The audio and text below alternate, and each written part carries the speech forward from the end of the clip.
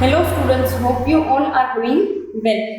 Previously તમારું unit 1 એટલે કે introduction to cost accounting and unit costing એમાં સેકન્ડ ચેપ્ટર એટલે કે યુનિટ કોસ્ટિંગ એની અંદર આપણે ડિસ્કસ કરતા હતા પર્ટિક્યુલરલી ઇલસ્ટ્રેશન્સ, જેમાં મેં તમને 4 અલગ અલગ જે છે એ મેથડ વાઇઝ ઇલસ્ટ્રેશન કરાવી દીધા છે.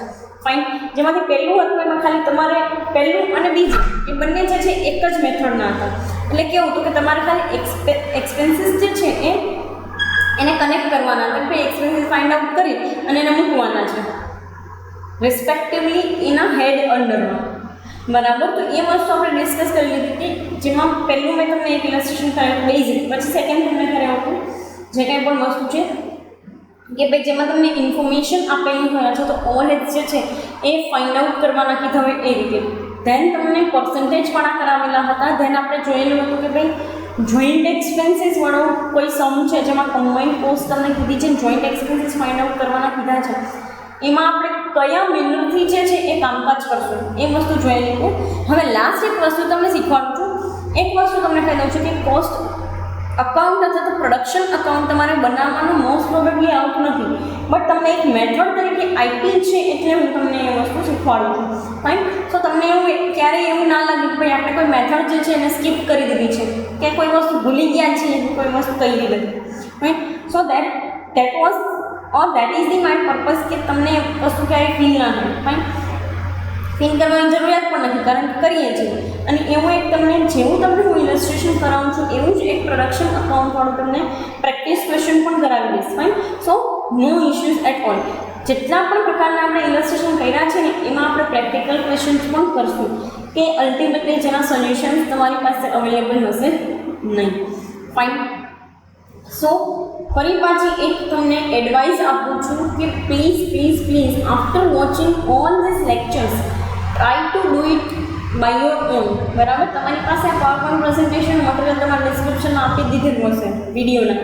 બરાબર. ડિસ્ક્રિપ્શન બોક્સની અંદર એમાંથી તમે લોકો જોઈ અને આ પીપીટીઝ જે છે એમાં તમારી પાસે રકમ અવેલેબલ છે જેના ઉપરથી તમે તમારી જાતે જે છે અમુક સોલ્યુશન કરી શકો છો.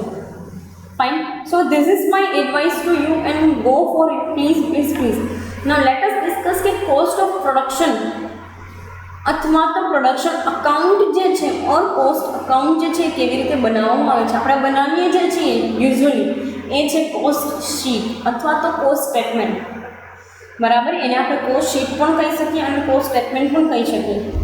એ વસ્તુ આપણે બનાવીએ છીએ. તો હવે તમને એક મેથડ એ પણ આપીએ છીએ કે પ્રોડક્શન અકાઉન્ટ કેવી રીતે બનાવવું. રકમ ઉપરથી જે કંઈ પણ વસ્તુ તમને આપેલી છે એના ઉપરથી અકાઉન્ટ કેવી રીતે બનાવવું એ તમને કીધેલું છે. લેટ અસ સી કેવી રીતે અકાઉન્ટ બની શકે છે. ફાઇન. સી શું કહે છે તમને તો કે from the following બેલેન્સીસ prepare cost account. Fine. અહીંયા તમને એક વસ્તુ કીધેલી છે કે from the following બેલેન્સીસ prepare cost account showing prime cost, works cost, production cost, profit on sale of goods as well as net profit during the year. એક વર્ષ માટેનું તમને જે કાંઈ પણ છે એ મેનરની અંદર આપેલું છે કે જેમાં તમારે કોસ્ટ અકાઉન્ટ બનાવવાનું છે. હવે તમને છે ને આપણે અકાઉન્ટ બનાવશું તો તમને એક પ્રશ્ન થશે મેડમ આવી રીતે બે પાર્ટ કેમ પાડ્યા એક અકાઉન્ટમાં. તો સી આપણે જેટલી પણ ફેક્ટરી કોસ્ટ બિફોર ફેક્ટરી કોસ્ટની જેટલી આઇટમ હશે એ ઉપર લખશું and then after the office expenses and selling and distribution એ નીચેના ભાગમાં લખશું. ફાઇન. સો અકાઉન્ટ જે છે આ 2 પાર્ટ્સ બનશે, જેમાં એકમાં પહેલાં તમારે ટેલી કરી લેવાનું છે, પછી પાછું એના કન્ટિન્યુએશનમાં એની જે બેલેન્સ છે એને કેરી ફોરવર્ડ કરીને ફરી પાછું એક નીચે એમાંને અકાઉન્ટ બનાવવાનું છે. ફાઇન. નોર્મલી આ જ રીતે કોસ્ટ અકાઉન્ટ અથવા તો પ્રોડક્શન અકાઉન્ટ છે. સી કન્ફ્યુઝ નહીં થતા તમે જ્યારે એમ કે પ્રોડક્શન અકાઉન્ટ અથવા તો કોસ્ટ અકાઉન્ટ બનાવવાનું છે તમારે. This is the only thing. Fine. Most probably તમને એવું ક્વેશ્ચન નહીં પૂછાય, બટ ઇફ પૂછાય છે તો તમારે એ મેથડથી જવાનું છે. ફાઇન. લેટ અસ ડિસ્કસ શું કહે છે તો કે opening stock as on 1/1/2017. Opening સ્ટોકની તમને જે કંઈ પણ છે બેલેન્સીસ આપેલી છે. રો મટીરિયલના 75,000, WIP વર્ક ઇન પ્રોગ્રેસના 28,500 એન્ડ ફિનિશ્ડ ગુડ્સના 54,000, જેનો ટોટલ તમને અહીંયા આપેલો છે 1,57,500. ફાઇન. નેક્સ્ટ વેજીસ આપેલા છે, direct veggies, indirect veggies 52,000 and 2,750, જેનો ટોટલ અહીંયા આપેલું છે 54,750. હજુ પણ કહું છું તમારું ફોકસ જે છે એ અહીંયા મારા માઉસ પોઇન્ટર ઉપર જ હોવું જોઈએ, બરાબર. then and then only you will be able to understand કે આપણે કેવી રીતે અને કઈ વસ્તુને કઈ જગ્યાએ એની ટ્રીટમેન્ટ આપીએ છીએ.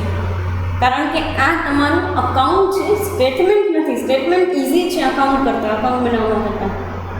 Fine. So let us see next તમને કહે છે purchase of raw material of ₹66,000. Then comes to sales 2,11,000. Factory rent આપેલું છે 15,000. ડેપ્રિશિએશન ઓન PNM એટલે કે પ્લાન્ટ એન્ડ મશીનરી આપેલું છે 3,500. પરચેસ એક્સપેન્સીસ આપેલા છે 1,500. ફેક્ટરી એક્સપેન્સીસ આપેલા છે 10,000. ઓફિસ રેન્ટ એન્ડ ટેક્સીસ આપેલા છે 2,500. Then comes to office expenses આપેલા છે 6,500. કેરેજ આઉટવર્ડ આપેલું છે 2,500. કમિશન એન્ડ એડવર્ટાઇઝમેન્ટ એક્સપેન્સીસ આપેલા છે 10,000. ધેન એટ લાસ્ટ તમને ક્લોઝિંગ સ્ટોક આપેલો છે. Closing stock as on the date 31st December 2017. Raw મટીરિયલના 91,500. વર્કિંગ પ્રોગ્રેસના 35,000. ફિનિશ્ડ ગુડ્સના 31,000 અને ત્રણેયનો ટોટલ આપેલો છે 1,57,500. નાવ આના બેઝિસ ઉપરથી આપણે છે ને કોસ્ટ અકાઉન્ટ બનાવવાનું છે. એક વસ્તુ ફરી પાછી કહું છું, આપણે કોસ્ટ અકાઉન્ટ બનાવીએ છીએ, કોસ્ટ સ્ટેટમેન્ટની કે કોસ્ટ શીટની. So please it is the cost account and we will further move according to it. Let us discuss કેવી રીતે અકાઉન્ટ બને. અકાઉન્ટ બનાવતા તમને આવડે છે. કોસ્ટ અકાઉન્ટ અથવા production account for the year ended on 31st December 2017. Account તમને બનાવતા આવડે છે, બધું ડેબિટ સાઇડની અકાઉન્ટ, બધું ક્રેડિટ સાઇડની. That's it. આવી વસ્તુ તમને કરતા આવડ્યા છે. સો લેટ અસ સી કે આવી વસ્તુ કર્યા પછી શું આપણને ફાયદો થાય છે, શું આપણને નુકસાન થાય છે. બરાબર, જોઈએ શું કહે છે આ લોકો. સી પહેલાં છે ને એ લોકોએ આ આખો ભાગ જે છે ને 96,500 સુધી ત્યાં તમને પ્રાઇમ કોસ્ટ કરી આપેલી છે. ધેન એ લોકોએ ફેક્ટરી કોસ્ટના જેટલા પણ છે એલિમેન્ટ્સ લીધેલા છે. ધેન પ્રોડક્શન કોસ્ટ અથવા તો we can say that the office કોસ્ટના રિલેટેડ વસ્તુ લીધેલી છે. Then they head moved to the particularly after getting the selling and distribution expenses. એમાં એ લોકોએ છેલ્લે તમને અહીંયા ગ્રોસ પ્રોફિટ આપેલું છે. બરાબર, દરેક વસ્તુને જોશું, ક્યાં સેલ્સને મૂકશું, ક્યાં સેલ્સ જે છે એને અકોર્ડિંગ ટુ સેલિંગ એન્ડ ડિસ્ટ્રીબ્યુશનને મૂકશું, ક્યાં ફિનિશ ગુડ્સને મૂકશું, અથવા તો ક્યાં ફિનિશ ગુડ્સના સ્ટોકને કે ક્યાં WIPના સ્ટોકને મૂકશું. જોઈએ અહીંયા આપણી પાસે કઈ કઈ વસ્તુ અવેલેબલ છે. તો કે opening stock of raw material છે, યસ. WIP છે, યસ. ફિનિશ ગુડ્સ છે, યસ. પણ આપણે એકેય સ્ટોક જે છે એના ક્લોઝિંગ અને ઓપનિંગને એક સાથે આપણે ટ્રીટ કરતા નથી.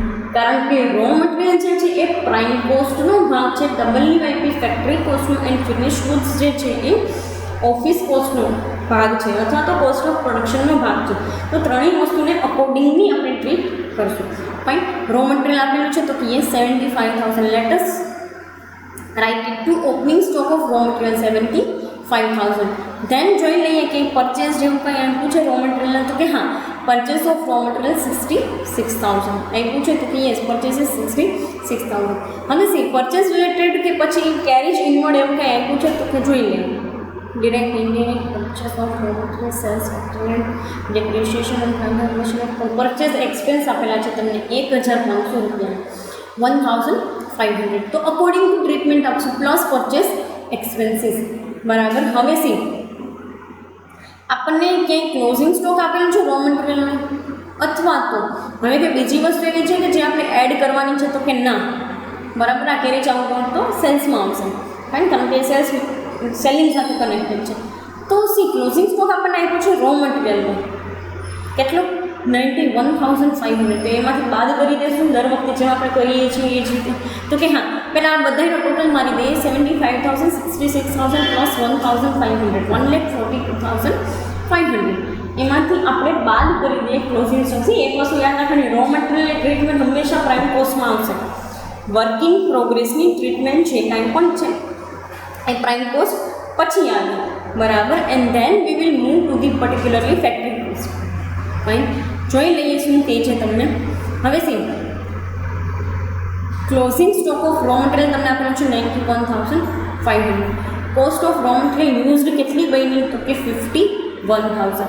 ડિરેક્ટ વેજીસ આપવાના છે તો કે યસ છે કે તો કે હા. ડિરેક્ટ વેજીસ આપ્યા છે 52,000. ક્યાં મૂકશું તો કે અહીંયા ડિરેક્ટ વેજીસ 52,000. હવે તો કે ઇનડિરેક્ટ વેજીસનું શું કરશું 2,750. તો સી ઇનડિરેક્ટ વેજીસ ક્યારેય પણ જે છે એ પ્રાઇમ કોસ્ટનો ભાગ હોય નહીં. પ્રાઇમ કોસ્ટમાં હંમેશા ડિરેક્ટ વેજીસ અથવા તો એ જ એક્સપેન્સીસ આવે કે જે ડિરેક્ટલી રિલેટેડ હોય. કેમ કે આપણે તમે સાંભળ્યું હશે ક્યારેય આપણે ઇનડિરેક્ટ વેજીસ લખતા નથી, અત્યાર સુધીમાં ક્યારેય લખ્યું નથી. ફાઇન, તો એ વેથી આપણે જશું સી. હવે તમને એક ક્વેશ્ચન થાય કે મેડમ આપણે WIPની ટ્રીટમેન્ટ ક્યાં આપશું? વર્ક ઇન પ્રોગ્રેસ જે છે 28,500ની ટ્રીટમેન્ટ ક્યાં આપશું ને આ ઇનડિરેક્ટ વેજીસની ટ્રીટમેન્ટ ક્યાં આપશું? તો નોર્મલી આપણે ક્યાં ટ્રીટમેન્ટ આપીએ છીએ raw material opening stock of work in progress raw material. તો સી અહીંયા આપણે પ્રીવિયસલી પણ આપેલી છે. ક્યાં તો કે જોઈએ આપણે આ પ્રીવિયસ એક વખત આપણે બનાવ્યું હતું ને એની અંદર આપણે ટ્રીટમેન્ટ આપેલી છે. Fine, late us C. તો સી અહીંયા ફેક્ટરી ઓવરહેડ્સ પછી ઓપનિંગ સ્ટોકની આપણે આઈપી છે WIPની ક્લોઝિંગ સ્ટોકની તો કે યસ. તો આમાં આપણને એવો ક્વેશ્ચન થાય કે મેડમ તો આમાં આપણે કેમ નહીં આપીએ ફેક્ટરી કોસ્ટની અંદર?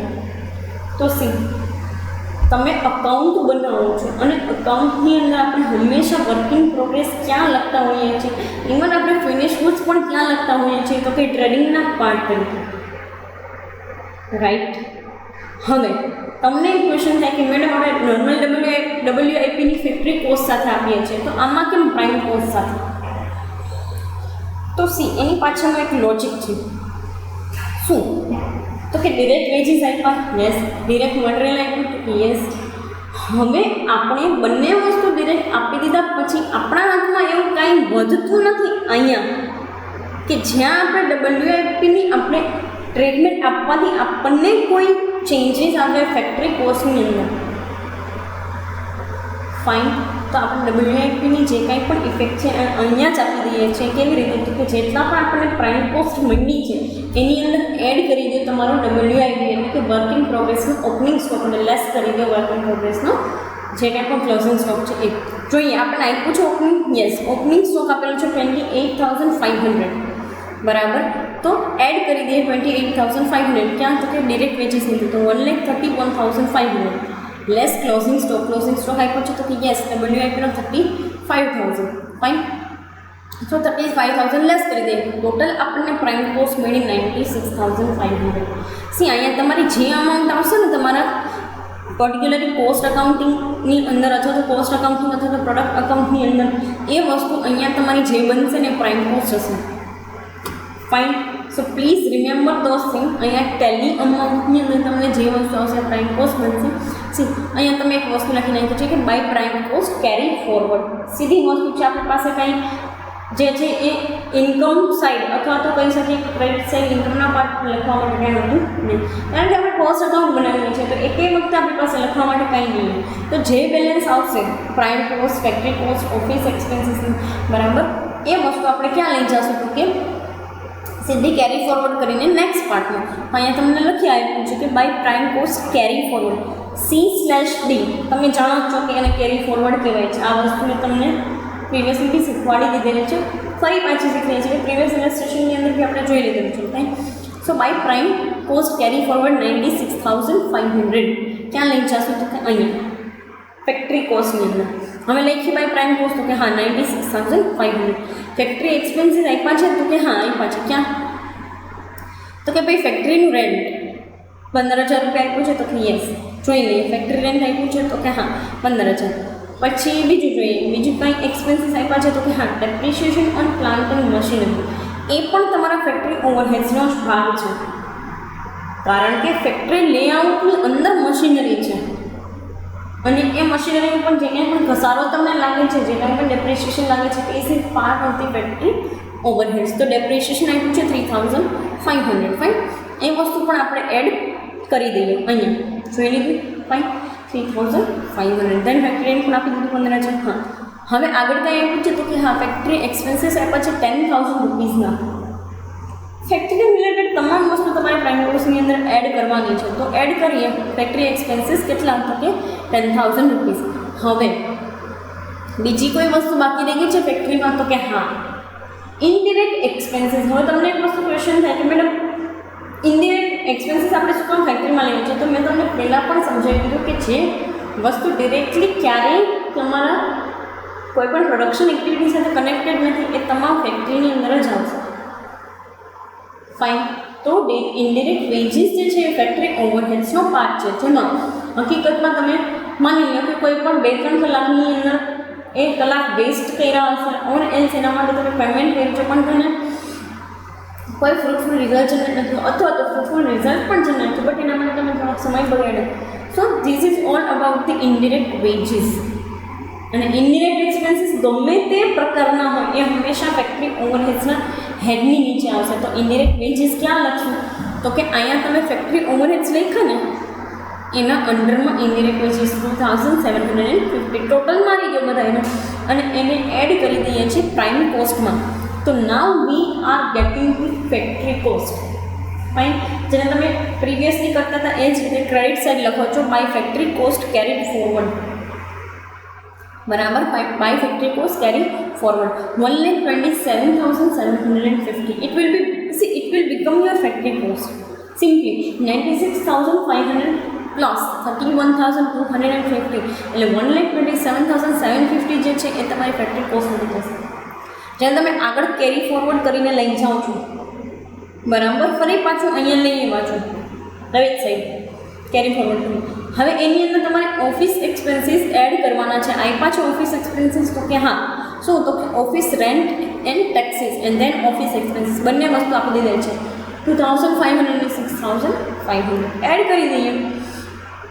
ઓફિસ રેન્ટ એન્ડ ટેક્સીસ 2,500 અને ઓફિસ એક્સપેન્સીસ 6,500 9,000 એનો ટોટલ આવ્યો છે 1,27,750.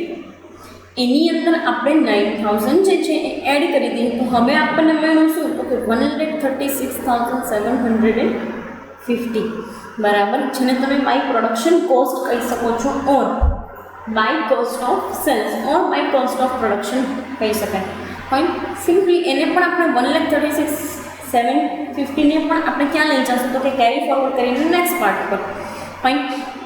હવે સી કેરી ફોરવર્ડ કર્યા પહેલાં એક વસ્તુ જોઈ લઈએ કે ક્યાં ફિનિશ ગુડ્સની ટ્રીટમેન્ટ આપવાની છે તો કે યસ ફિનિશ ગુડ્સ આપેલો છે જેની ટ્રીટમેન્ટ આપણે નોર્મલી બી કેવી રીતે આપીએ છીએ તો કે સિમ્પલી જે કંઈ પણ ફિનિશ ગુડ્સ હોય એને પ્રોડક્શન કોસ્ટ ઉપર આપી દઈએ છીએ તો કે યસ પ્રિવિયસલી પણ આપણે એમ જ કર્યું છે. જો આપણે આ લાસ્ટ સમય. ફાઇન.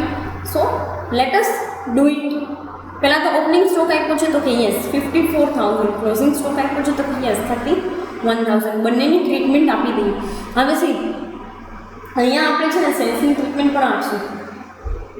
તમને ક્વેશ્ચન થાય મેડમ સેલ્સની ટ્રીટમેન્ટ યસ કારણ કે સેલિંગ એન્ડ ડિસ્ટ્રીબ્યુશન અહીંયા સુધી તો આપણે જે છે ને એ આપણી વસ્તુ મળી ગઈ છે આપણને. આ વસ્તુ આપણો સેલ્સનો ભાગ બની ગયો છે. પછી આપણે છે ને selling and distribution expenses add કરીશું. એક વસ્તુ તમને ખબર છે મને ખબર છે કે આપણે સેલ્સ જે છે એ નોર્મલી ક્યાં એડ કરતા હોઈએ છીએ તો કે આપણા ટ્રેડિંગ એકાઉન્ટના ક્રેડિટ સાઇડ. ફાઇન. તો એ જ વેથી આપણે જઈએ છીએ અને ટ્રેડિંગ એકાઉન્ટના ક્રેડિટ સાઇડ જેમ આપણે સેલ્સ મૂકતા હોય ને એમ અહીંયા આપણે આ કોસ્ટ ઓફ પ્રોડક્શન જે આપણને મળી એમાં જ આપણે જે છે એ ક્રેડિટ સાઇડ સેલ્સને મેન્શન કરશું બાય સેલ્સ. ફાઇન. અને ક્લોઝિંગ સ્ટોક છે એને પણ સિમ્પલી ક્રેડિટ સાઇડ કારણ કે ક્લોઝિંગ સ્ટોક એટલે પૂરું થઈ ગયું. જેમ આપણે કેમ નોર્મલી ટ્રેડિંગ એકાઉન્ટમાં ક્રેડિટ સાઇડ મૂકતા હોય ક્લોઝિંગ સ્ટોકને આમાં પણ ક્રેડિટ સાઇડ મૂકી દઈશું કારણ કે પૂરું થઈ ગયું. હવે આનાથી આગળ કંઈ મટીરિયલ આવશે નહીં કે આનાથી આગળ આપણને કોસ્ટ કાંઈ આવશે નહીં. Fine. So opening stock of finish goods 54,000. અહીંયા મળી કોસ્ટ ઓફ પ્રોડક્શન કેટલી 1,36,750 અને અહીંયા લખી નાખીએ by sales. Simply sales credit side આવતું હોય એ જ રીતે. સી તો અહીંયા ઓપનિંગ સ્ટોક ઓફ ગુડ્સ બરાબર સિમ્પલી 54,000 રૂપીઝ આપણે જેટલું પણ હતું બરાબર આપણને ઓપનિંગ સ્ટોકની અમાઉન્ટ જેટલી આપેલી છે અહીંયા ફિનિશ ગુડ્સની એ આપણે અહીંયા મેન્શન કરી દઈશું after the cost of production. બરાબર. હવે તમને એવો ક્વેશ્ચન છે કે મેડમ શું કામ કોસ્ટ ઓફ પ્રોડક્શન પછી આપણે કરીએ છીએ તો કે સિમ્પલી આપણે એની ટ્રીટમેન્ટ ત્યાં જ આપીએ છીએ. કોસ્ટ ઓફ પ્રોડક્શનની અંદર એડ, એટલે સિમ્પલી આ વસ્તુ જે છે એ એડ થશે આ કોસ્ટ ઓફ પ્રોડક્શનમાં, તો કે ડન, બરાબર. આ વસ્તુ જે છે એ લેસ થશે, સિમ્પલી આ બંને ટોટલમાં આપણે એમાંથી માઇનસ કરી દઈશું. Fine. Whatever we do have એ આપણા માટે શું બનશે, તો કે ગ્રોસ પ્રોફિટ, કાચો નફો, જેને આપણે કાચો નફો કહીએ છીએ એ વસ્તુ. ફાઇન. તો સિમ્પલેસ્ટ મેનરની અંદર અહીંયા અને અહીંયા બે વસ્તુ અત્યારે આપણે ટેલી કરી દઈશું. કેવી રીતે બંનેનું ટોટલ મારી એમાંથી આ બધી વસ્તુ માઇનસ કરી દઈએ છીએ, 51,250, બરાબર. આમાંથી આનો ટોટલ બાદ કરી દઈએ તો આપણે અકાઉન્ટના પ્રોફિટની અંદર જોવા જાવ તો એમ જ હોય, સેલ્સમાંથી તમે પ્રોફિટ બાદ કરીએ તો તમારા હાથમાં વધે કોસ્ટ, બરાબર. તો આ છે સેલ્સ, એમાંથી તમે પ્રોફિટ બાદ કરી દઈએ તો આ હાથમાં આવી કોસ્ટ, તો આપણે એનો રિવર્સ કેસ જ કરીએ છીએ. આ બંને વસ્તુને પ્લસ કરી અને એમાંથી આ કોસ્ટને માઇનસ કરી દઈએ, બરાબર. તો આપણા હાથમાં આવી જાય પ્રોફિટ. સિમ્પલી ઉપર આપણે કેમ કરીએ છીએ સ્ટેટમેન્ટમાં કે આપણે ભાઈ કોસ્ટ ઓફ પ્રોડક્શન, પછી આપણે opening stock of finish goods less closing stock, then selling and distribution, and then આપણે જે કાંઈ પણ સેલ્સ છે એનામાંથી કોસ્ટ બાદ કરીને પ્રોફિટ મેળવીએ છીએ. તો એનો રિવર્સ કેસ છે, સેલ્સ માઇનસ પ્રોફિટ તો કોસ્ટ. હવે તમને ક્વેશ્ચન થાય કે મેડમ આપણે સેલિંગ એન્ડ ડિસ્ટ્રીબ્યુશન ઓવરહેડ શું કામ અહીંયા ન લીધા, તો એક વસ્તુ તમને કહી દઉં કે આપણે ગ્રોસ પ્રોફિટ અહીંયા મેળવવાનું છે. આપણે અકાઉન્ટ બનાવીએ છીએ, સ્ટેટમેન્ટ બનાવતા નથી. સ્ટેટમેન્ટની અંદર ડેફિનેટલી આપણે સેલ્સ પહેલાં જ આપણે એક્સપેન્સીસ લઈ આવતા હોઈએ, પણ નોર્મલી આપણે જો અકાઉન્ટ બનાવીએ તો તમે ફાઇનાન્શિયલ અકાઉન્ટ જે બનાવો છો, ટ્રેડિંગ અકાઉન્ટમાં તમે સેલ્સને લ્યો છો.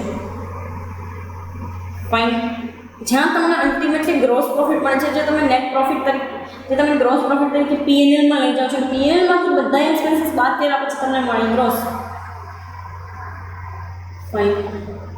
સો એ અકોર્ડિંગ ટુ ચાલીએ તો સેલ્સ અને ક્લોઝિંગ સ્ટોક જે છે એનો સરવાળો કરી અને એમાંથી આ બંને વસ્તુ માઇનસ કરી નાખીએ 54 એટલે ઓપનિંગ સ્ટોક અને કોસ્ટ ઓફ પ્રોડક્શન. તો હવે આપણા હાથમાં આવ્યું શું છે, તો કે ગ્રોસ પ્રોફિટ. ફાઇન. ગ્રોસ પ્રોફિટને પણ આપણે સેમ વેથી અહીંયા સિમ્પલી લઈ આવીએ છીએ by gross profit brought down. ક્યાં અહીંયા? શું કામ? કારણ કે ગ્રોસ પ્રોફિટ અહીંયા છે, અહીંયા હોય તો અહીંયા બ્રોડ ડાઉન કરો, કેરી ફોરવર્ડ કરે. અહીંયા છે તો કેરી ફોરવર્ડ કરીને ક્યાં લઈ જઈશું, તો બ્રોડ ડાઉન તરીકે પર્ટિક્યુલરલી પીએનએલના ભાગ તરીકે અહીંયા લઈ આવીએ છીએ 51,250. હવે જો selling and distribution overhead, selling and distribution ઓવરહેડ્સમાં કઈ કઈ વસ્તુ આપી છે, તો કે સી અહીંયા જોઈ લઈએ. હા, કાંઈ આપ્યું છે સેલિંગ એન્ડ ડિસ્ટ્રીબ્યુશનમાં, તો કે ના. અહીંયા કમિશન, એક તો કેરેજ આઉટવર્ડ આપ્યું છે 2,500 અને કમિશન આપ્યું છે ઓન એડવર્ટાઇઝમેન્ટ એક્સપેન્સીસ. એટલે સેલિંગ એન્ડ ડિસ્ટ્રીબ્યુશનનો ભાગ થયો તો કે ડન. આ સેલિંગનો એક્સપેન્સ છે, આ ડિસ્ટ્રીબ્યુશનનો એક્સપેન્સ છે. ફાઇન. તો 10,000 અને 2,500 જે છે એને આપણે અહીંયા લખી નાખીશું. ક્યાં? અહીંયા carriage outward 2,500 and commission and advertisement expenses 10,000. કેટલા એવા? 12,500. ફાઇન. સિમ્પલી સી આમાંથી આ 51,250માંથી સેલિંગ ડિસ્ટ્રીબ્યુશન એક્સપેન્સ બાદ કરતાં આપણી આગળ હાથમાં આવે તો નેટ પ્રોફિટ 38,750. હવે તમને એક એડવાઇસ આપું છું મારા સાઈડથી. શું? તો કે આ આપણે આખું કોસ્ટ અકાઉન્ટ બનાવ્યું, પ્રોડક્શન અકાઉન્ટ બનાવ્યું, તો કે ડન. તમને બધી વસ્તુ ખબર પડી ગઈ કે શું કામ આની ટ્રીટમેન્ટ પહેલાં આવે, શું કામ આની પછી આવે છે, શું કામ સેલિંગ એન્ડ ડિસ્ટ્રીબ્યુશન એક્સપેન્સીસ છેલ્લે આવે છે. હવે આપણે છે ને એક વેરીફાઈ વસ્તુ કરીએ, એક વસ્તુને આપણે વેરીફાઈ કરવી. શું? તો કે આ વસ્તુનું સ્ટેટમેન્ટ જો બનાવીએ તો એ જ રીતે આન્સર આવે કે નહીં, બરાબર. તો તમારા માટે મારા સાઈડથી એક હોમવર્ક એ છે કે આ જે કાંઈ પણ આપણે કોસ્ટ અકાઉન્ટ પ્રોડક્શન અકાઉન્ટ બનાવ્યું ને, આ ઇન્ફોર્મેશનના બેસિસ ઉપરથી તમે ખાલી સ્ટેટમેન્ટ બનાવો, બરાબર. ઇન્ફોર્મેશનના બેસિસ ઉપરથી તમે ખાલી સ્ટેટમેન્ટ બનાવો અને ખાલી માર્ક કરો કે બંનેનો પ્રોફિટ સેમ આવે છે કે નહીં. Fine. This is the homework particular from the my side. અથવા તો તમે કહી શકો કે તમારા માટે સેલ્ફ અસેસમેન્ટ એક્ટિવિટી. શું? તો કે આપણે જે ઇન્ફોર્મેશન ઉપરથી અકાઉન્ટ બનાવ્યું ને એ જ ઇન્ફોર્મેશન ઉપરથી તમે સ્ટેટમેન્ટ બનાવો. હવે તો તમને સ્ટેટમેન્ટ બનાવતા ફાવે, રો મટીરિયલ કન્ઝ્યુમ એમાં વસ્તુઓ, પછી એના પછી કઈ રીતે તો કે રો મટીરિયલ કન્ઝ્યુમ આવી ગયું, પછી ડિરેક્ટ વેજીસની એની treatment, prime cost, then factory cost એના expenses, then factory cost, office expense એના ઓફિસ કોસ્ટ એના expenses, then cost of production. દરેક જગ્યાએ તમારે ટ્રીટમેન્ટ આપવાની છે. ઉપર કઈ તો કે raw material, then double material, then finish goods. At last તમે સેલિંગ એન્ડ ડિસ્ટ્રીબ્યુશનના એક્સપેન્સીસ આપો છો અને એટ લાસ્ટ કોસ્ટ જે છે સેલ્સમાંથી કોસ્ટ માઇનસ કરી અને તમને પ્રોફિટ મળી જાય. Fine, you can do this things. તમે એક સ્ટેટમેન્ટ બનાવો અને તમારી સેલ્ફ અસેસમેન્ટ જે છે એ એક્ટિવિટી કરો. ફાઇન, અહીંયા આપણા જેટલા પણ ઇલસ્ટ્રેશન હતા, બુકની અંદર મેન્શન ઇલસ્ટ્રેશન જેટલા પણ હતા એ વસ્તુ મેં તમને દરેક મેથડના કરાવી દીધા છે. હવે આપણે પ્રેક્ટિકલ ક્વેશ્ચન ઉપર જઈએ છીએ. ત્યાં જોઈએ કે સિમ્પલ ઇન્ફોર્મેશન ઉપરથી કેમ સ્ટેટમેન્ટ બનાવવા, જેના સોલ્યુશન તમારી પાસે અવેલેબલ નહીં. તો આ મટીરિયલ સાચવીને રાખજો. બરાબર, પ્રેક્ટિકલ ક્વેશ્ચન્સના તમારી પાસે સોલ્યુશન ક્યાંય અવેલેબલ નથી. સો પ્લીઝ મટીરિયલ હેન્ડી રાખજો. હેન્ડી ઇન ધ સેન્સ સાચવી રાખજો. પછી એવું ન થાય કે આપણે બીજી બધી પીડીએફ ફાઇલની અંદર ને પાવરપોઈન્ટ પ્રેઝન્ટેશનની ફાઇલની અંદર આ બધું ખોઈ ગઈ. ફાઇન, સો આ સોલ્યુશન તમારી પાસે રાખજો. એવું હોય તો લખી લો, ક્યાંયથી તમારી પાસે મટીરિયલ આવે છે તમારી પાસે ત્યારે તમે લખી લો. ફાઇન, સોલ્યુશન આખા જેમ આપણે કરતા નોર્મલી એમ ક્લાસરૂમની અંદર જેમ કરતા એ રીતે તમે સોલ્યુશન બનાવી લો તમારી બુકની અંદર. સો એ બી એક વે છે. નેક્સ્ટ પાર્ટની અંદર કમિંગ સેશન્સની અંદર હું તમને જે છે એ પ્રેક્ટિકલ ક્વેશ્ચન્સ જે છે એ કરાવડાવીશ અને એ ડિસ્કસ કરશું કે એ ઇન્ફોર્મેશન ઉપરથી કેમ સ્ટેટમેન્ટ બનાવવું. ફાઇન, અત્યારે અહીંયા સુધી રાખીએ. Thank you so much.